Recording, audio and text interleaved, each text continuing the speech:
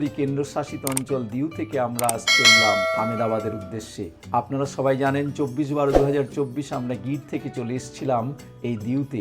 সেদিনই আমরা গাঙ্গেশ্বর Mahadev sunset point দর্শন করি। তারপর 25শে ডিসেম্বর এখানে ঐতিহ্যশালী সেন্ট পলস চার্চে আমরা যাই, দিউ ফোর্টে যাই, তারপর খুব অতীব সুন্দর নওগাঁ বিচে যাই এবং এর ফাঁকেই আমরা কুকরি মিউজিয়াম দেখে নিই। আর সন্ধ্যায় ছিল রিভার ক্রুজিতে একটা প্রোগ্রাম, সেটাও আমরা অ্যাটেন্ড করি।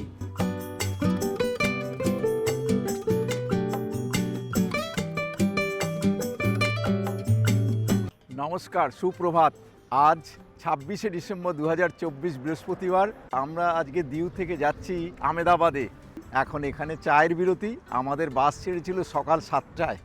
378 কিলোমিটার পাড়ি দিয়ে আমরা বিকেল 5টা আহমেদাবাদে পৌঁছবো। আহমেদাবাদে দ্বিতীয় দিন আমরা চলে গেছিলাম স্ট্যাচু অফ ইউনিটি। আহমেদাবাদ থেকে আমরা চলে এসেছিলাম ভুজে। ভুজ থেকে আমরা চলে গেছিলাম দ্বারকা। দ্বারকা থেকে সোমনাথ। সোমনাথের পর আমরা গির, তারপর দিউ। দিউ থেকে আমরা আবার আহমেদাবাদে ফিরে যাচ্ছি। আজকে আহমেদাবাদে থাকবো রাত্রেবেলা, তারপর আগামীকাল সাইট সিইং দেখে তারপর আবার আমরা ট্রেনে উঠবো। আপনারা গুজরাট ভ্রমণে আহমেদাবাদে এলে এই গান্ধীনগরের স্বামীনারায়ণ মন্দিরে অবশ্যই যাবেন। ভগবান স্বামীনারায়ণের অক্ষরধাম মন্দির অপূর্ব স্থাপত্যের এক বিস্ময়, এবং এখানে যে ওয়াটার শো হয় লিজারের মাধ্যমে, এক কথায় অপূর্ব। উৎকর্ষের চরম সীমায় পৌঁছে গেছে এই লেজার শো, আপনারা না দেখলে বিশ্বাস করবেন না। এখন রাত 11টা 10 বাজে। আমাদের ট্রেন 12টা 25-এ আমরা আহমেদাবাদ স্টেশনে চলে এসেছি। আমাদের ট্রেন রাত 12টা 25, অর্থাৎ পরের দিন শনিবার হয়ে গেল। শনিবারে আমরা ট্রেনে চাপবো আর হাওড়া নামবো ঠিক 38 ঘন্টা ট্রেন জার্নি করার পর রবিবার বিকেল 2:20। এই যাত্রাপথে আমরা 6টি রাজ্য অতিক্রম করব, যথা গুজরাট, মহারাষ্ট্র, ছত্তিশগড়, উড়িষ্যা, ঝাড়খণ্ড আর আমাদের পশ্চিমবঙ্গ। এই আহমেদাবাদ জংশন থেকে হাওড়া জংশনের দূরত্ব হলো 2087 কিলোমিটার। এই যাত্রাপথে ট্রেনটি 60টি স্টেশনে দাঁড়াবে এবং ইন্টারমিডিয়েট স্টেশন আছে সর্বমোট 599টি। আপনারা সবাই জানেন এই হাওড়া আহমেদাবাদ সুপারফাস্ট এক্সপ্রেস হাওড়া থেকে এবং আহমেদাবাদ থেকে প্রত্যেক দিন ছাড়ে। এই হাওড়া আহমেদাবাদ সুপারফাস্ট এক্সপ্রেস প্রথম তার যাত্রা শুরু করে 2রা অক্টোবর 1975-এ। এখন আহমেদাবাদ জংশনের 8 নম্বর প্ল্যাটফর্মে আমাদের 12,833 হাওড়া সুপারফাস্ট এক্সপ্রেস ঢুকছে। এই ট্রেনেই আমরা যাব। আমাদের টিকিট হলো এসি 2 টায়ারে A1 কোচে 25, 26, 27। এই ট্রেনের টিকিটের মূল্য 800 টাকা থেকে 4000 টাকার মধ্যে। আপনারা সবাই জানেন তৎকাল টিকিট কাটতে হলে কোনো ট্রেনের যাত্রা শুরু হওয়ার 24 ঘন্টা আগে থেকে বুকিং শুরু হয়, আর এসির বুকিং শুরু হয় 10 ঘন্টা আগে থেকে, আর নন এসির বুকিং শুরু হয় 11 ঘন্টা আগে থেকে। আপনাদের তো এটা আমাদেরও দুটো লোয়ার। হ্যাঁ, প্রায় রাইট টাইম 12টা 25-এই আমাদের ট্রেন আহমেদাবাদ জংশন থেকে ছেড়ে দিল।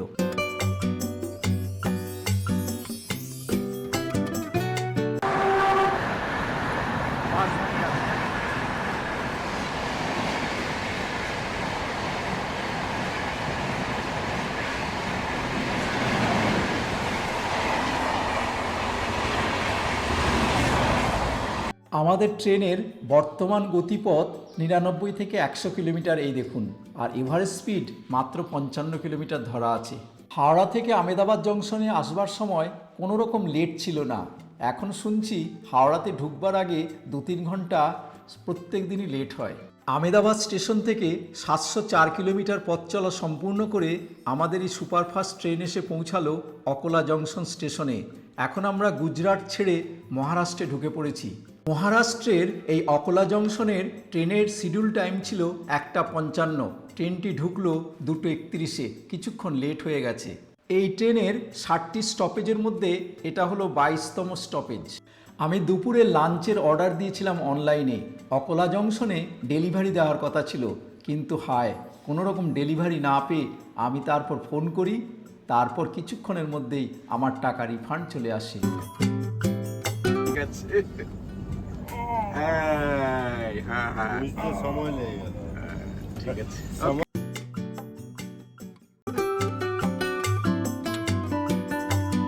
আজকে শনিবার 28 তারিখ।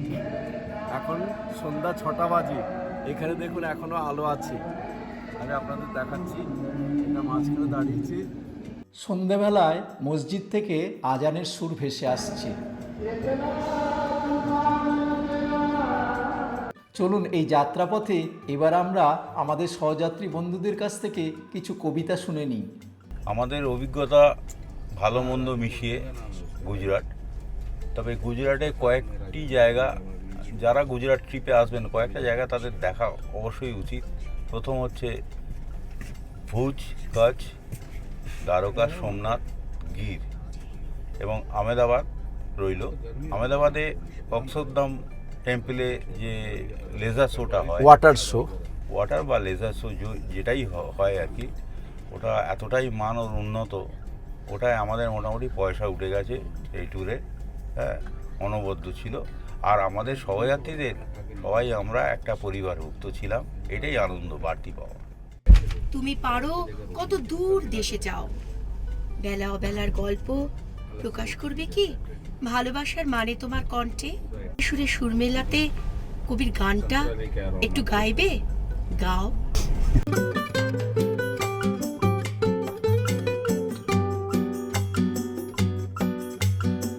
এখন সন্ধ্যা হয়ে আসছে, আজকে শনিবার 28 তারিখ, পুরো সন্ধ্যা 6টা বাজে। আমরা এখন মহারাষ্ট্রের নাগপুরে ঢুকে গেছি। এখানেই ডায়মন্ড ক্রসিং আছে। আমরা পশ্চিম থেকে পূর্ব দিকে যাচ্ছি, মুম্বাই থেকে নাগপুর হয়ে হাওড়া যাচ্ছি। এটা হলো সাউথ ইস্ট সেন্ট্রাল রেলওয়ে। আর এই নাগপুর স্টেশনের মধ্যে দিয়েই নিউ দিল্লি থেকে চেন্নাই যাচ্ছে, অর্থাৎ নর্থ থেকে সম্পূর্ণ সাউথে যাচ্ছে, যা সেন্ট্রাল রেলওয়ের অধীনে। অর্থাৎ পরস্পর দুটি জোন একই ক্রসিং করছে, সেজন্য একে ডায়মন্ড ক্রসিং বলা হচ্ছে। মানে 5 মিনিট দাঁড়াবে, ট্রেন এক্ষুনি ছাড়বে। এটা হলো নাগপুর স্টেশন, আপনারা দেখুন।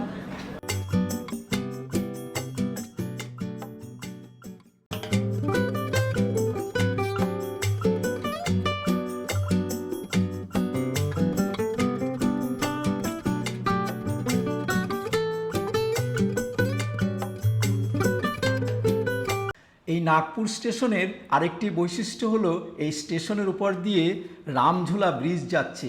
এই যে আপনারা ব্রিজটা দেখছেন, এর নাম হলো রামঝোলা ব্রিজ।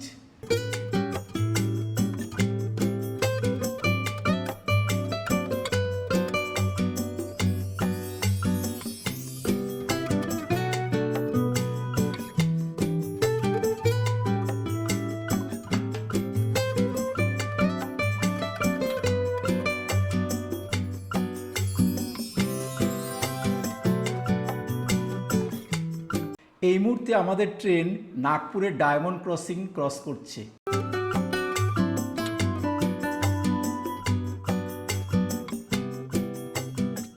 12,833 হাওড়া সুপারফাস্ট ট্রেনটি 1674 কিলোমিটার পথ চল অতিক্রম করে এইমাত্র উড়িষ্যার রাউরকেল্লা জংশনে ঢুকে পড়ল। এটি তার 54তম স্টপেজ। আমাদের ট্রেন এইমাত্র এসে পৌঁছালো উড়িষ্যার রাউরকেল্লা জংশনে। এখানে রেলের টাইম টেবিলে টাইম দেওয়া আছে 6:52 থেকে 7টা, অর্থাৎ 8 মিনিট এখানে দাঁড়াবে। ভারতের প্রথম স্টিল প্ল্যান্ট এখানেই তৈরি হয়। 1 ফেব্রুয়ারি 1959 এই স্টিল প্ল্যান্টটা এখানে উদ্বোধন করেন আমাদের ভারতের প্রথম রাষ্ট্রপতি ডাক্তার রাজেন্দ্র প্রসাদ। উড়িষ্যার এই স্টিল প্ল্যান্ট খুব বড় এবং এখানে সিলিকন স্টিল তৈরি হয়। সিলিকন স্টিল পাওয়া যায়। ভারত সরকারের প্রায় প্রত্যেক বছর 26,000 কোটি টাকা রেভিনিউ আয় হয় এই স্টিল প্ল্যান্ট থেকে এবং 19,000 এমপ্লয়ি এখানে কাজ করে। এখানে প্রথম যখন স্টিল প্ল্যান্ট তৈরি করা হয় তখন এখানে আদিবাসীদের প্রায় 19,000 একর জায়গা নিয়ে এই স্টিল প্ল্যান্টটা তৈরি করা হয়। নমস্কার, সুপ্রভাত। আজ 29শে ডিসেম্বর, রোববার। আমাদের ট্রেন জার্নি খুবই ভালো হচ্ছে, আর এসি 2 টায়ারে বাইরের লোকের কোনো চাপ নেই। দূর থেকে দেখা, চিৎকারে বলা, ওগো বলাকা, ক্ষণিকের তরে একটু দাঁড়াও, আমার ভালো মন্দের খবরটা তুমি পারো কত দূর দেশে যাও। বেলা অবেলার গল্প প্রকাশ করবে কি ভালোবাসার মানে তোমার কণ্ঠে। তোমার সুরে সুরে সুর মেলাতে কবির গানটা একটু গাইবে, গাও।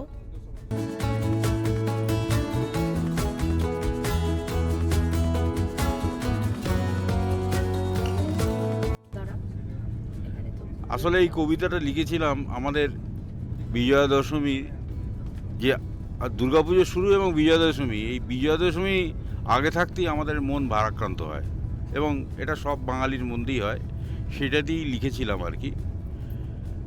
আবার এসো কিন্তু নবমীর নিশি বড় একা, মন খারাপের কাল, কাল যে দশমী, বিসর্জনের বাদ্যি বাজে, বিজয়ার শুভেচ্ছা, মনটা উদাসী, আবার এসো মা, তুমি ছাড়া আমি যে বড় একা।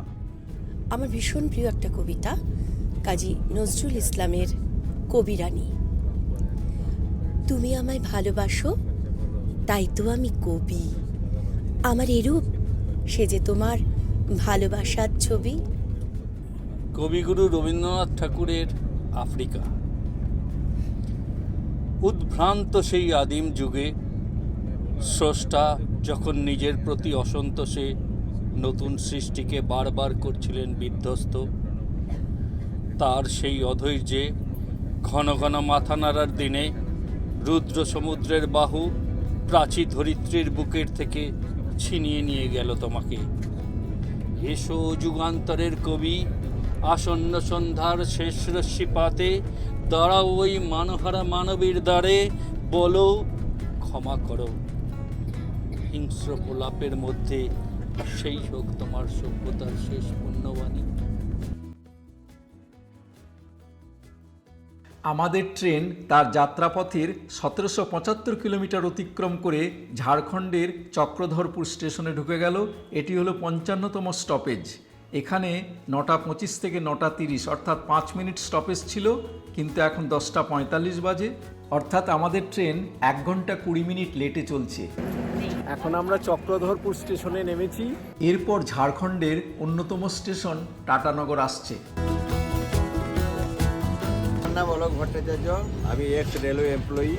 খুব ভালো হয়েছে ট্যুরটা? হ্যাঁ, খুব ভালো লেগেছে ট্যুর। ঠিক আছে, ধন্যবাদ। আমাদের ট্রেন 1837 কিলোমিটার অতিক্রম করে এখন ঝাড়খণ্ডের টাটানগরে ঢুকছে। এটি হলো 60টি স্টপেজের মধ্যে 56তম স্টপেজ। টাটানগর অর্থাৎ জামশেদপুর। জামশেদপুর হলো একটা বড় ইন্ডাস্ট্রিয়াল সেন্টার। এখানে স্টিল প্রোডাকশনের জন্য বিখ্যাত এবং টাটা স্টিলের অরিজিনাল যে প্ল্যান্ট সেটা এখানেই আছে।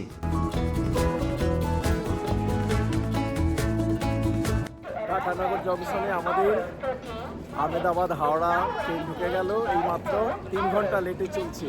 9:28 জায়গায় এখন 12:28। এরপর আমরা পশ্চিমবঙ্গে ঢুকে পড়ব। তারপর আসছে খড়গপুর জংশন, মেচেদা, সাঁতরাগাছি, তারপর আমরা হাওড়ায় ঢুকে পড়ব।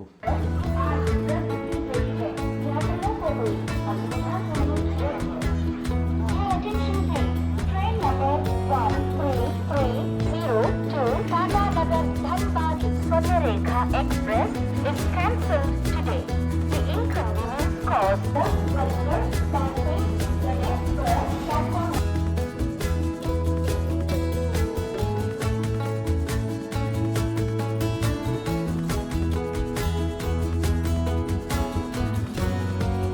দিদি বলুন, কেমন লাগলো গুজরাট ভ্রমণ? খুব ভাল লাগলো।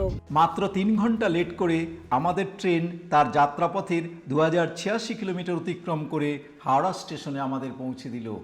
সবাইকে নমস্কার।